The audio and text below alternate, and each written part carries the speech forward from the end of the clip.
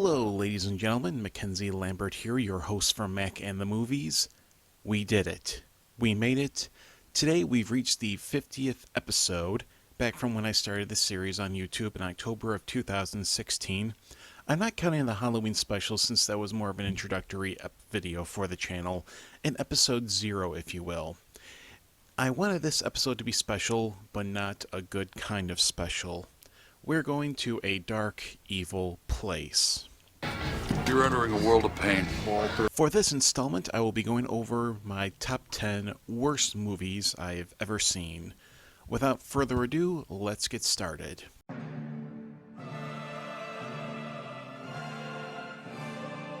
Number 10. Movie 43. What happens when some of Hollywood's top talent is coaxed into doing a sketch comedy movie that tries to push the limits of bad taste? Kinky defecation, escalating challenges, the dirtiest of dirty talk, a cartoon cat, superhero speed dating. There are some strong ideas, but mucked up under the directors of varying talent. The Farrelly brothers, Griffin Dunne, Bob Odenkirk, Brett Ratner, and James Gunn. Yet, the movie focuses more on shocking the audience rather than offering a strong build-up to a punchline. Movie 43 is all over the place, trying to replicate the scattergun approach of the Zucker brothers, but with a mean-spiritedness that sours the comedy. Here's Richard Gere in an interview with Mark Kermode discussing his involvement with the film. Movie 43. Why? I didn't even know that was the title. People come up to me and say that. I didn't even know that was the title of the thing. I haven't seen it. Still why? There's a man named Charlie, I forget his name. He's the producer of it. Mm-hmm. He's the godfather of my stepdaughter. Okay. And a personal friend. He said, come do this for half a day.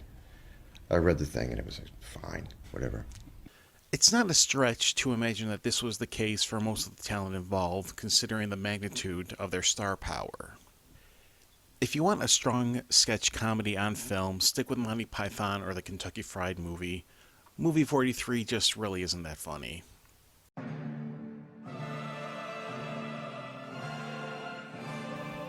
Number 9. Mortal Kombat Annihilation. After thoroughly enjoying the first Mortal Kombat, I was stoked when I found out that they're making a sequel. Then I saw the sequel, and a little bit of me died on the inside. What happened? How did such a poor effort come out in the wake of one of the best, if not the best, video game-based movie? Yet, in the first 5 minutes, the warning signs were there. Johnny Cage, not played by the charismatic Lyndon Ashby, was replaced by some jabroni who gets killed immediately. Gone is Christopher Lambert. Now we have James Remar as Raiden. Apparently, the dark sense of humor of Raiden left with Lambert. While the previous film threw in enough of the video game to make it feel like Mortal Kombat, Annihilation just throws in way too much. Animalities, characters nobody cared about, bad CGI, some characters were relegated to a passing line of dialogue. Worst of all, none of the fights impressed me. Compare the fights in Annihilation to the previous one. In the first one, we had Scorpion vs. Johnny Cage, Liu Kang vs. Reptile, two very well choreographed fights. Annihilation had none of the sort.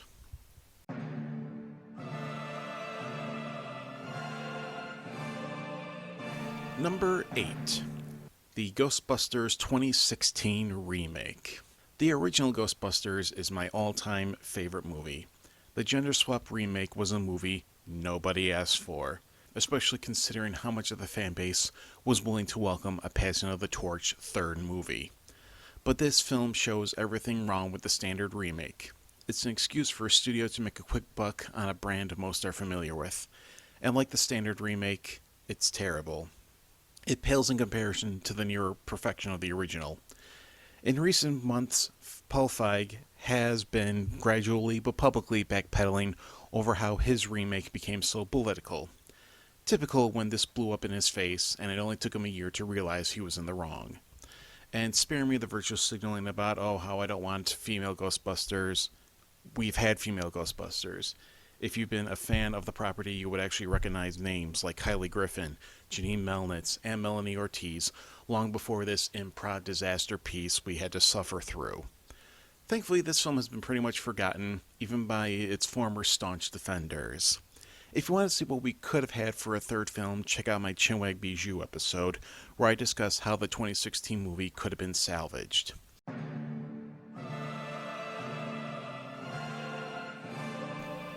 Number 7. Son of the Mask. What do you do when a film adaptation of a little-known comic property starring one of the hot comedic actors of the time becomes a box office hit?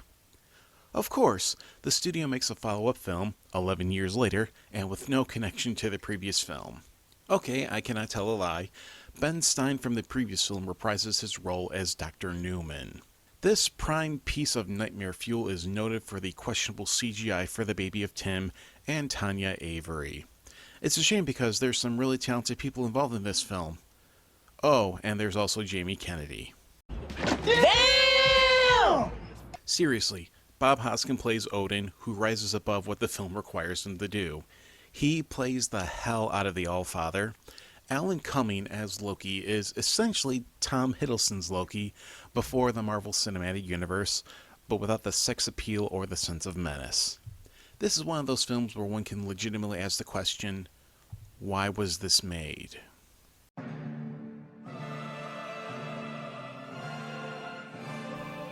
Number 6.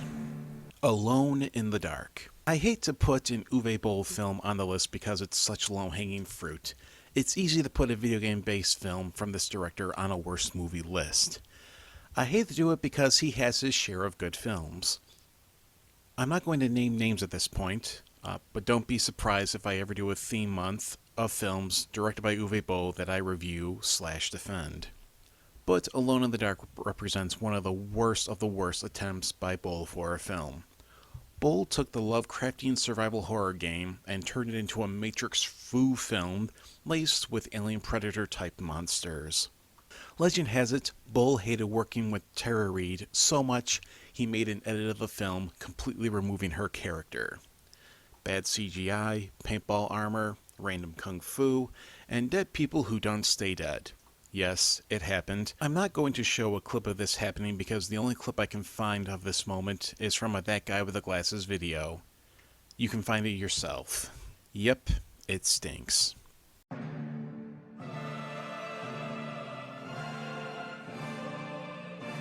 Number 5. The Legend of Bigfoot. Ivan Marks holds the viewer hostage in this documentary about his cross-country pursuit of Bigfoot. It is perfect for those who actually think this creature exists, yet the climax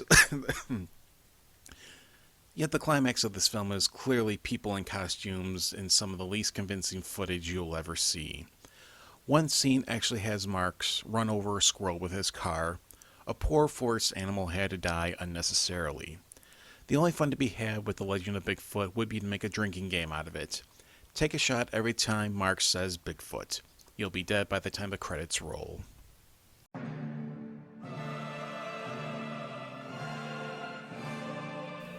Number 4. The Three Stooges. Clearly, this was originally supposed to be a PG-13 raunch fest that was edited into a PG family-friendly film to shamelessly appeal to a bigger market. If you want a more in-depth review of why I hate this film, you can check out my video on it. This film takes the Three Stooges and somehow perverts them and takes what little brains they had out of the comic trio. A questionable plot, varying degrees of convincing impersonation, cancer jokes, and the Jersey Shore. I'm getting sick just trying to talk about this movie. This is the worst movie I've ever had to sit through in its entirety. So yes, folks, these last 3 are especially despicable because they are so bad I could not bring myself to finish them.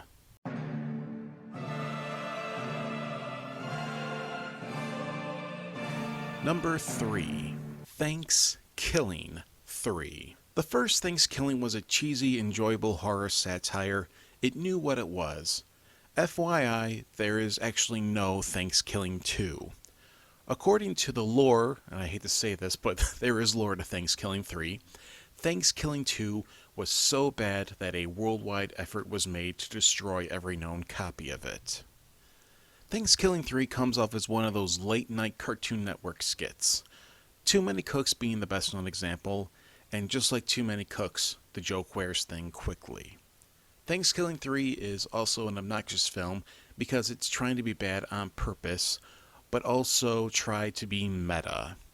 A film tries to be weird for the sake of being weird, but still hits you over the head with what you're watching. A bad movie trying to be bad on purpose.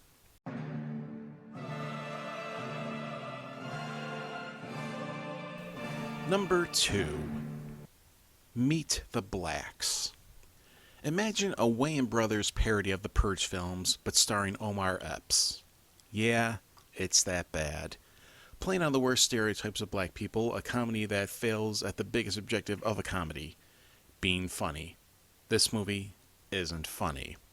Honestly, the only time I laughed at this film was when Mike Tyson showed up. His dialogue actually got chuckles out of me.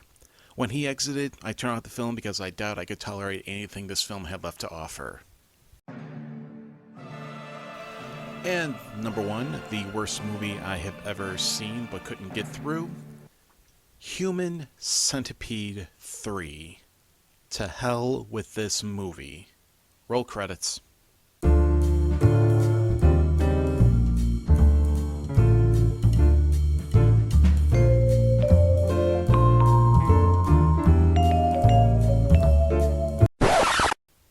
Alright, I'll tell you more.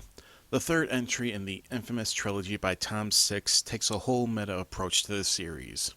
Using the actors who played the villains from the previous films, Human Centipede 3 puts them in a Texas prison setting.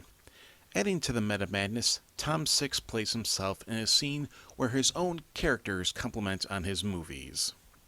Ego much? It's mean-spirited, disgusting for the sake of being disgusting.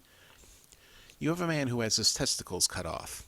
In a dream sequence, the warden is stabbed, only to have the prisoner who had his testicles cut off rape the warden by penetrating the stab wound. Women's clitorises are used as a snack. It is a film with just no redeeming value. It's a film that aspires to be something out of the German underground subgenre, a category of films that revel in extreme violence and taboo. Necromantic and the Violent Shit series are among the noted examples. It's a waste of time. It's not even one of those experiences to challenge your tolerance threshold. It's trash, and it's the worst movie I have ever seen. And that wraps up this list for the 50th episode. Thank you for watching. Feel free to share the worst movies you have ever seen in the comments below. Next week we will go ahead and resume with the traditional movie reviews. Until then, I'm Mackenzie Lambert with Mack and the Movies. Take care.